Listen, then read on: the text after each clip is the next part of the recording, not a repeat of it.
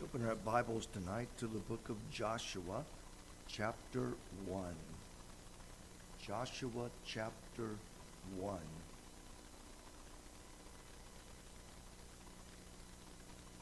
Now, after the death of Moses, the servant of the Lord, it came to pass that the Lord spake unto Joshua, the son of Nun, Moses' minister, saying, Moses, my servant, is dead. Now therefore, arise, go over this Jordan, thou and all this people, unto the land which I do give to them, even to the children of Israel. Every place that the sole of your feet shall tread upon, that have I given unto you, as I said unto Moses. From the wilderness and this Lebanon, even unto the great river, the river Euphrates, all the land of the Hittites, and unto the great sea, toward the going down of the sun, shall be your coast. There shall not any man be able to stand before thee all the days of thy life. As I was with Moses, so will I be with thee. I will not fail thee, nor forsake thee. Be strong and of good courage, for unto this people shalt thou divide for an inheritance the land which I swear unto their fathers to give them. Only be thou strong and very courageous, that thou mightest observe to do according to all the law which Moses my servant commanded thee. Turn not from it to the right hand or to the left, that thou mayest prosper whithersoever thou goest. In looking at the life of Joshua, we're not told how old he was, and I have searched for many years, looking, searching, trying to add, trying to figure out, looking where Joshua is mentioned, where he is not mentioned. And the only thing we know for certain is that he was over 20 years of age, because 20 years of age and older all died except Joshua and Caleb. So he was over 20 years old, but as we'll see here in a few minutes, he doesn't seem to be much older than that, at least not in the beginning. Remember the parable of the stewards that Jesus gave money to? He gave 5 to 1, 2 to 1, 1 to 1, and they went out and they used the money except for the last one. When Jesus called them in, the 1 turned it into 10, and he said, well done, thou good and faithful servant. Thou hast been ruler over a few things. I will make thee ruler over many things. The one that had 2 brought 2 back and had 4. And he said unto him, well done, thou good and faithful servant. Thou hast been faithful, and I underline faithful, over a few things. I will make thee ruler over many things. I believe from there and other passages, Jesus laid down a principle that I find is still in existence even today. When we are faithful with what God gives us, He will give us more responsibility, more opportunities. If we're not faithful with what God gives us, then don't come up and ask, why doesn't God use me? Why doesn't God, do this? Because the principle is, if you're not faithful over a few things, you won't be faithful over many. Remember the guy with 1, he came back and said, You gave me one, I give you one. And Jesus rebuked him because he was not faithful with what God had given him. So too in the Christian life, and we will hopefully see this in the life of Joshua. Many others, and there are many instances of people who were not faithful in the service of God, and then they wonder why God doesn't give them more to do. Let's look at that along with some other lessons. First of all, and I'm going to be going through a lot of scripture. I'm going to go, for example, chapter 17, Exodus chapter 17, and then I'll go to Exodus 24, then Exodus 32, then Exodus 33, then we'll go to Numbers chapter 11, Numbers chapter 13 and 14, and then we will sum up a few things from there. So I'm going to be giving you the chapter, and you can turn and read along with us. In Exodus chapter 17, and if you don't know, Exodus is the 10th book in the Old Testament. Somebody told me recently that I needed to exercise my brain more. And so I downloaded an app of Bible quizzes. And I'm amazed that, and apparently it gives you the percentage of people that get it right and the percentage that gets it wrong. There's more that get it wrong than get it right. But I did it to play with my brain. But in chapter 17, we find a story, the first instance, the first time Joshua is mentioned by name. In Leviticus, let me get it right.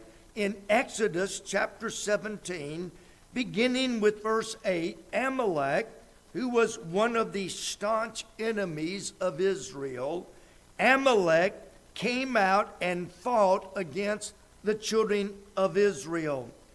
Moses, in verse 9, said unto Joshua, choose us out men, and go out, fight with the Amalek. Tomorrow I will stand upon the top of the hill with the rod of God in my hand. So they have a situation. They have an enemy that has attacked.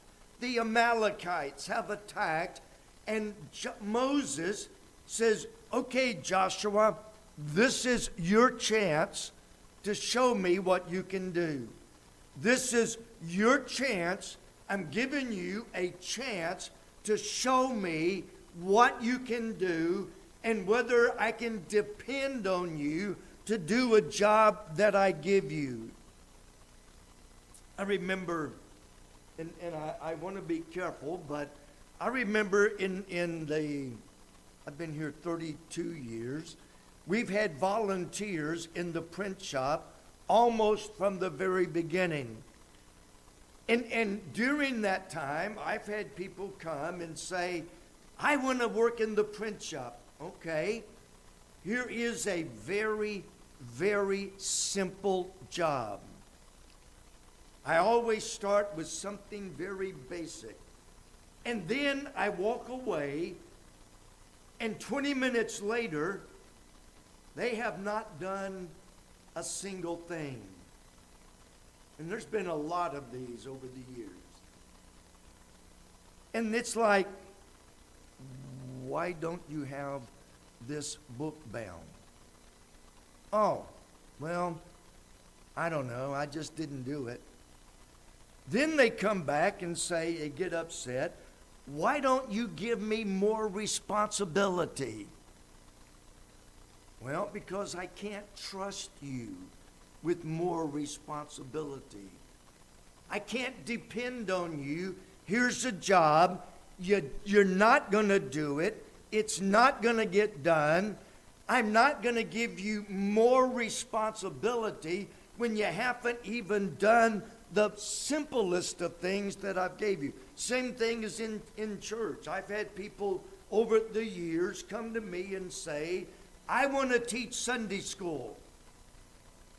Okay. You do know to teach Sunday school, you have to be here every Sunday. I do? Yeah. You're going to teach Sunday school, you have to be here every Sunday. Oh. Well, I just don't want to come every Sunday, but I want to teach Sunday school. Sorry, if you're not faithful in that which is least, you're not going to be faithful in that which is most. And I just gave you my secret. It's been my secret for 50 years, no big deal. If you want to serve God in and through the church, be faithful over the things that you know to do. There are certain things God is clear, God has said, do this, be this, not forsaking the assembly, and many other things that God has said. And if we're not faithful over the little things, don't come and ask me, I want to be a deacon. I had a man up in another state. The Sunday he joined Sunday morning. After church, he came up and said, how soon can I be a deacon? And it's like, well, any chance you had, you just blew it. He got mad. I didn't know the guy. Didn't know anything about his life. Didn't know anything about his work ethic. And right after the very Sunday he joined, he came up and said, I want to be a deacon. And it's like, well, I was there for a few years. And he never was deacon when I was there. And when Brother Titus followed me, he wasn't deacon under Brother Titus. He wasn't deacon under Brother Clark. And he wasn't deacon under Brother Horn. And he eventually, sometime in there, got mad and left. He wasn't faithful. And yet he wanted to be a deacon? No.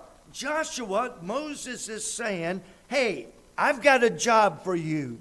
I want you to go fight the Amalekites. I'm going to be up on the hill praying for you. I'm going to be up on the hill holding my rod for you. But I want to see what you can do on your own. I want to see you at work. Go fight. And so Moses appointed Joshua. Joshua gathered the army together and went out, and Joshua won a great victory. Why Joshua? Why not one of the other men? And I want to be careful. First and foremost, understand God is sovereign. He didn't have to choose me for anything. God was not obligated to save me. He was not obligated to call me to preach. He was not obligated to do anything with me. So first and foremost, God calls whom he will to pastor, to preach, to lead, whatever. But on the other side of that, Joshua had to demonstrate faithfulness and dedication. And so he gets an opportunity to demonstrate whether he's going to be faithful and dedicated and trustworthy to handle this job. Exodus 24. In verse 9, we see that Moses is going up to the mountain. While he's up there, God says, I want you to bring, in verse 9, Moses, of course, Aaron, Nadab, and Abihu, and 70 of the elders of Israel, which went up part of the way up in the mountain with Moses. when they get up there, Joshua's not listed among, Nadab, Aaron, Nadab, and Abihu. But when they get up there, God says, okay, now, I want you to leave those 70 men here. Here's the base of the mountain. Here's where they went. I want you to leave them here. And by the time we get to verse 13, God said to Moses and Joshua, second time Joshua's name, God said to Moses and Joshua, you two come up higher. Joshua proved faithful in leading the army. Now God is moving him up a notch. In verse 13, Joshua is now called the minister of Moses. I have met thousands of people over the years. And for some reason, I was the same way. I can't criticize. I was the same way. Everybody wants to start out at the top. Did you ever find that problem? Yeah. Everybody wants to start out at the top. I want to be Moses' minister. Well, you've got to start at the bottom and prove faithful in the battle line. You've got to be faithful. And somewhere between, chapter 24 and chapter 32, Moses has a chosen, or God has chosen, Joshua is the minister of Moses. When I was in college, I was invited to work with Brother Harold Harvey as his helper for a year in college. And it's like, I'm the assistant pastor over at Olmsted. And Brother Harvey said, come here. You are not the assistant pastor. You're my personal slave. First job he ever gave me, some of you may remember this, we did not have indoor plumbing at Olmsted back then. We had the old outhouse. So I'm there the first week or so. I'm there and I'm ready to take charge and I'm ready to, be everything, be the assistant. And Brother Harvey said, hey, I've got a very important job I want you to do. Yes, sir. What do you want me to do? Here's a shovel. See that outhouse right over there? You have to clean out underneath the outhouse. He knew exactly how to train me from assistant down to being a manure mover. But I tell you what, that year with him was one of the best years of my life. I learned, if you ever want to be in a leadership, you got to start in the manure. You got to start at the bottom. You got to prove that you can handle the lowest position. And there's not much lower than cleaning manure out of an old outhouse. How many of you ever had to do that? Yeah, I grew up with an outhouse, so I was some experienced. It's not where you want to start out, but he understood you have to be willing and able to take the lowest job, be faithful in the lowest job, and then I worked my way up. When he was gone, I would preach. I was more involved gradually over time, but I started cleaning manure out of the old outhouse. Joshua is now the minister of Moses. Chapter 32, Moses and Joshua are coming down. They've been up there for 40 days and 40 nights. While they're up there, God has given Moses the 10 Commandments written by the hand of God on tables of stone, and Moses is bringing those tables of stone back down to give to the people. As they're coming down in chapter 32, Joshua says in verse 17, I hear a commotion coming from down below. It sounds like a commotion of war. Moses had to say in verse 18, Joshua, that's not the noise of war. That's the noise of partying.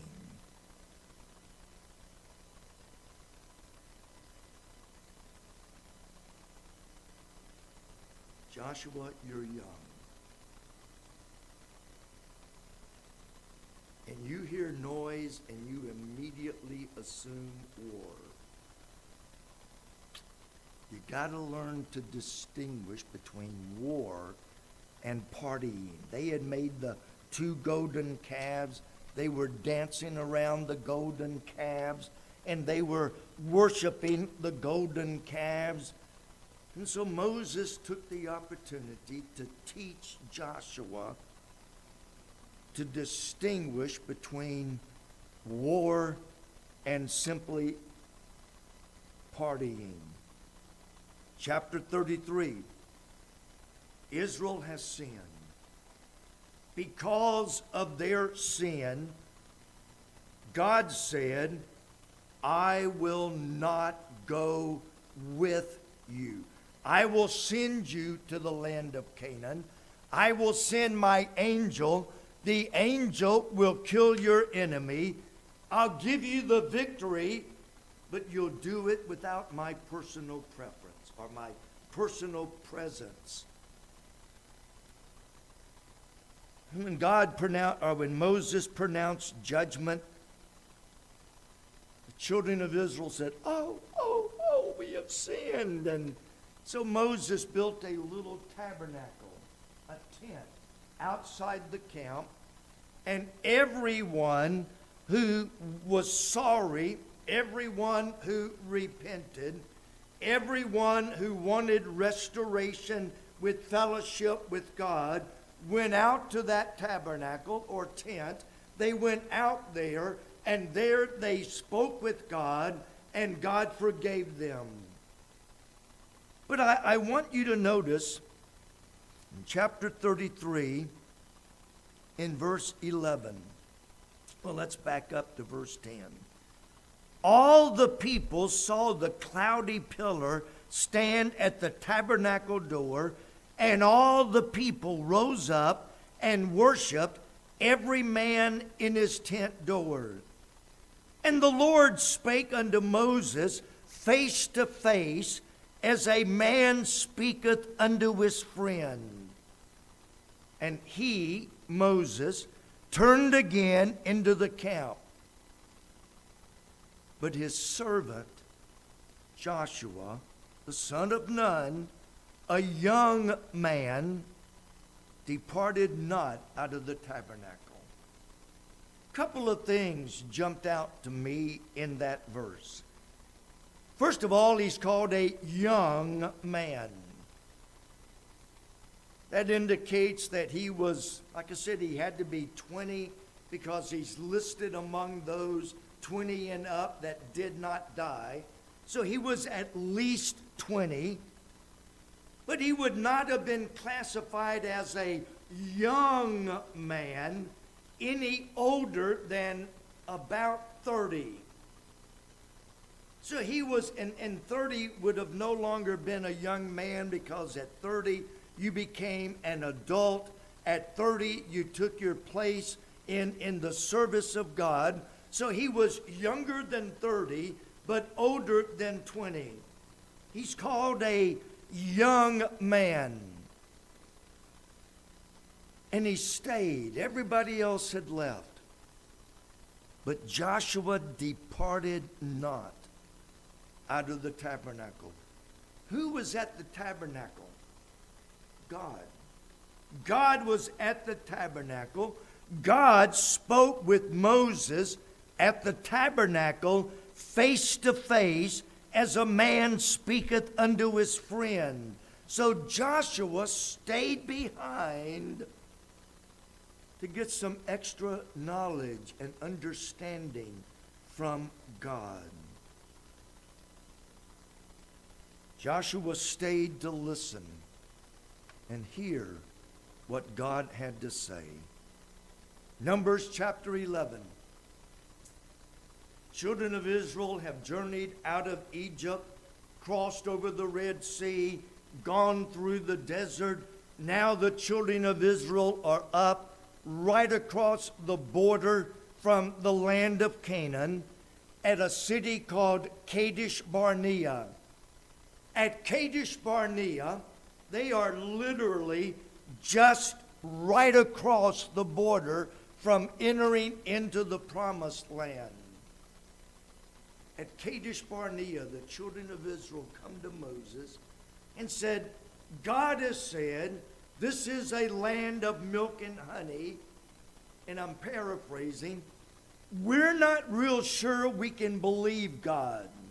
So let's choose 12 men to go in and verify that God told us the truth. I'm paraphrasing, but that's basically what they said.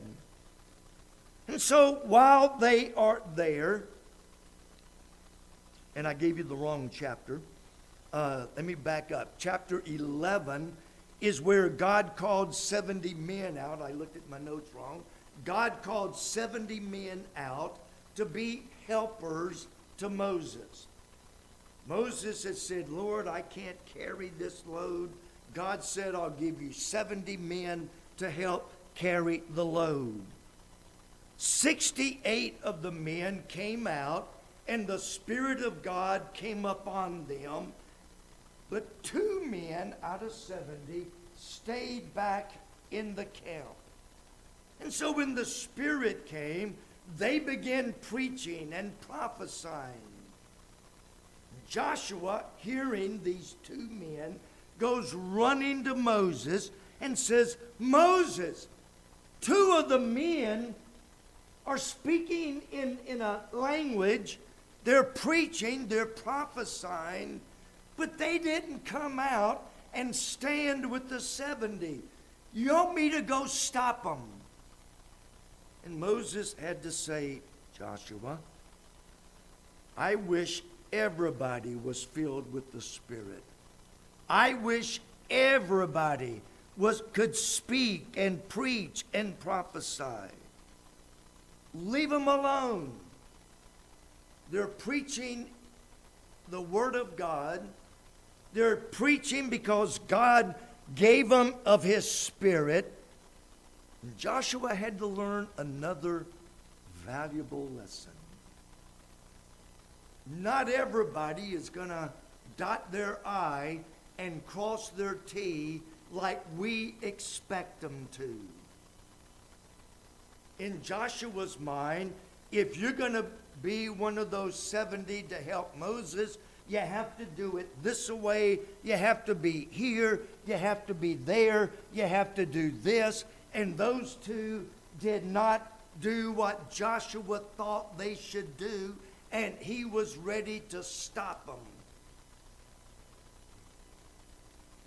And again, I'm paraphrasing. Joshua,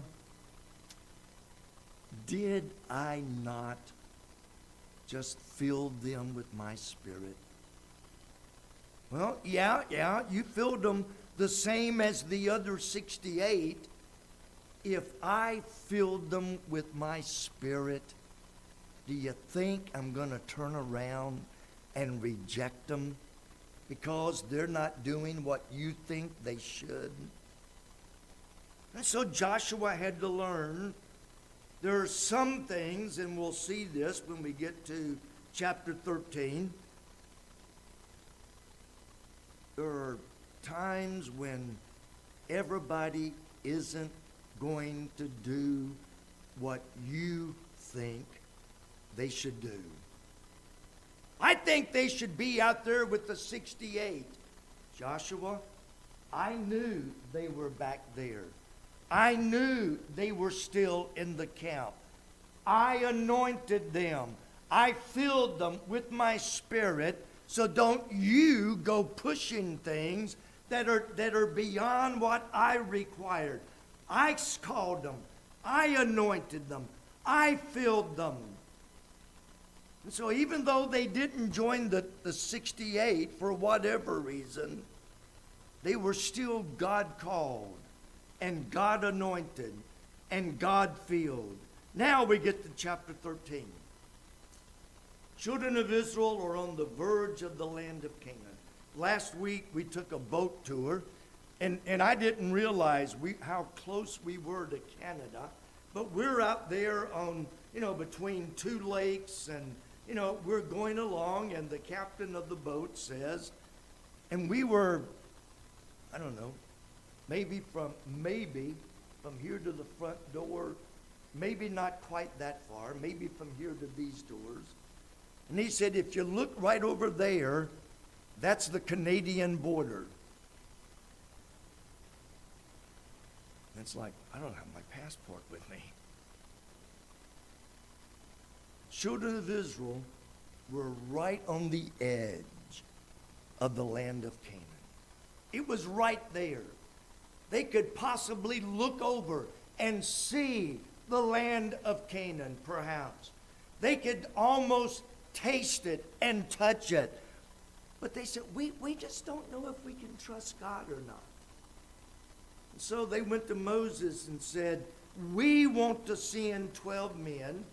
Moses said, okay, God has permitted it. And he sent 12 men into the land of Canaan. And when they came back, they brought a cluster of grapes that was so big, it took 2 men. The grapes were on a pole hanging down. It took 2 men to carry the grapes. And they all 12 come back and say, the land is literally flowing with milk and honey, just like God said. God told the truth about the land of milk and honey. But we think God lied when he said that we could conquer it. There's no way we can conquer it. There's no way. They've got giants. Now wait a minute, back up. God had told them, I'm going to go before you. I'm going to kill the enemy. There shall not one man be able to stand before you. And yet they stood there and said, well, we know the land is what God said. We just don't believe that God can give us the victory. Joshua and Caleb said, if God is with us, doesn't matter how small we are. If God is with us, it doesn't matter how big the giants are. If God is with us, it doesn't matter how thick the walls are. I'm told from historians that the wall around around Jericho, the walls were so thick you could ride chariots. I think it was either 3 or 4 chariots wide. You could ride 3 or 4 chariots around the top of the wall easy. If God's for it, God will take those walls down. As a result of their standing against the 10, as a result of their standing against the multitude of people, right up until the very end, Joshua and Caleb said, we can do it through God. We can do it. As a result of Israel's unbelief, every man 20 years old and up was going to die over the next 40 years. 20 years old and up, would not be allowed to see the promised land. And though they threatened to stone them, they ridiculed them, they scoffed at them, made fun of them. Joshua and Caleb, you don't know what you're talking about.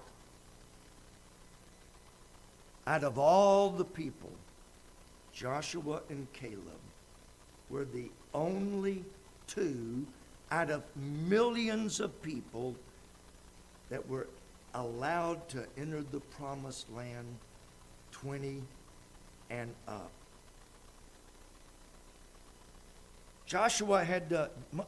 Moses had to know that Joshua would be able to stand against the pressure.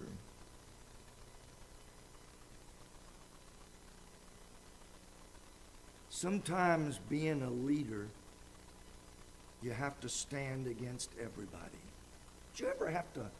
Did your crew like everything you did? Yeah, welcome to the pastorate. Joshua said, this is what God said. I believe God, and he took all kinds of abuse. I've talked to a lot of people, you can imagine that. And I talk to people who are in management positions, who are in positions of leadership, and every one of them will tell you management is not what it's cracked up to be. I remember when my wife and I were engaged, we were picking out the groomsmen and the maids of honor, and my nephew was the ring bearer, and then the junior groomsman was the son of a pastor in our area that I liked and knew real well. So he was the junior groomsman. His dad was a pastor. Somebody asked him, what do you want to be when you grow up? He said, I want to be a pastor. And they said, why? And this is a quote. So that I can tell everybody else what to do. He's now pastoring, and he is not telling everybody else what to do. To be a leader, you have to be able to withstand all kinds of attacks. I used to say, in referencing the thermostats, but I also said it with other things. If half the people like it and half don't, you're probably about where you ought to be.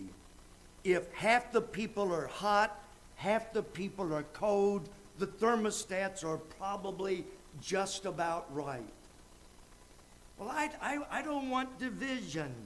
Then get out of the ministry. Get out. Because as pastor, you're going to hear every complaint about everything from everybody that has a gripe. Guess who they're going to take it out on? They did it to Moses. They did it to Joshua. And Joshua had to show that when God's word was at stake, God said, go, I will be with you. I will give you the victory. Are you willing to stand on God's word, even though it means that the majority is going to be against you? Are you willing to stand?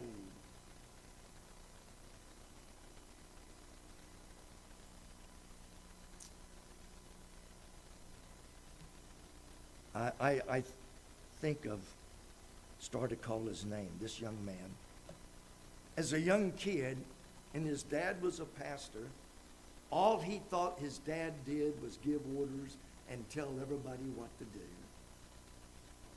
Well, he has found out that's not always true. Not even close. Are you willing to be hated? Are you willing to be verbally attacked? Are you willing to stand even if you are the only one standing? If you think you're going to please everybody, you need to do a lot of learning. Now, as a result of the 10 spies, they spent 40 years in the wilderness, wandering from here to there, to there, to there, back to here, up to there, down to there. In 40 years, they moved all over the desert. For 40 years, Joshua had to wander in the wilderness, even though he and Caleb were the two that said, we can do it. The majority said, we cannot do it. And as a result, not only did the children of Israel wander for 40 years, but Joshua and Caleb had to wander for 40 years. He had wanted to enter the land of Canaan immediately. But instead, he had to wait 40 years for everyone 20 and up to die before he could see the fulfillment of his dream. Can you imagine? Hey, Joshua, what are you doing? Oh, I'm waiting for Joe Blow over there to die. See, we can't go into the promised land until Joe Blow dies. So I'm just waiting and waiting and waiting and waiting. Not because of his unbelief, but because of the unbelief of the people. Finally, Joshua is the anointed leader. Numbers chapter 27, you can turn over and read. Moses said, Lord, I'm going to die. I want to make sure that somebody is in the position to take over the leadership of Israel when I die. And God said, Moses, it's already taken care of. I've been training Joshua since the day he fought the Amalekites. I was training Joshua when he went up on the mountain with you. I was training Joshua when he wanted to silence the two men because they didn't do what he thought. I was training Joshua for 40 years. I was training Joshua. Moses, you don't have to worry about it. I already have a man picked out and spent 40 years training him for this moment. So Moses anointed Joshua. In our text, in the book of Joshua, Moses, my servant, is dead.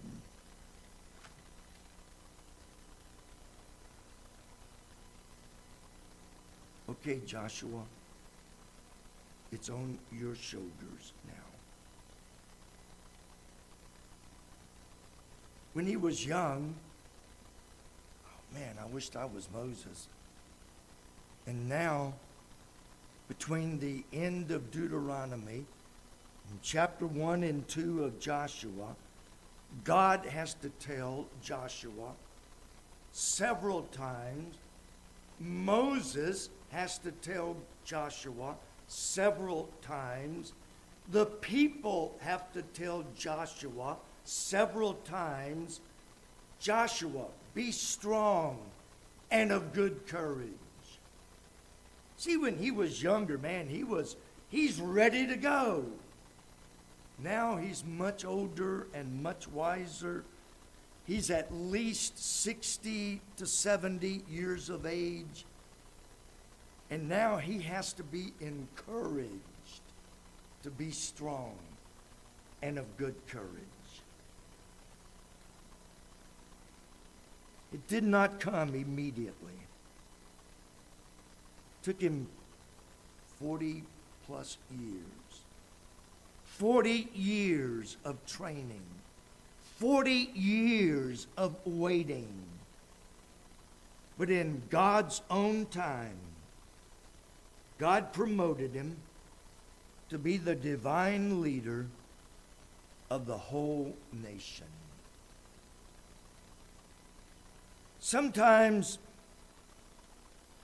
God has to trim the rough edges off before he gives us that position that we think we're more than qualified for. God has to say, "Oh, you think you're qualified, huh? Well, let's put you to the test. Let's see how you handle a battle. Let's see how you handle being a servant to the man of God. Let's see how you handle being threatened and persecuted and hated by people." But in all of that, God was simply preparing him to become the leader of Israel. Next time you think you should be something that you're not, whether it's at work, bet you had a lot of guys that wanted your title, didn't they? They wanted your title. They had no idea the responsibility that went with that title. You know, pastor, everybody can tell the pastor what he should do, but ultimately, he has to stand on "Thus saith the Lord." Even if it means he gets fired, which I've known friends of mine get fired. Even if it means everybody turns against him. What is it? If you can't take the heat, get out of the kitchen.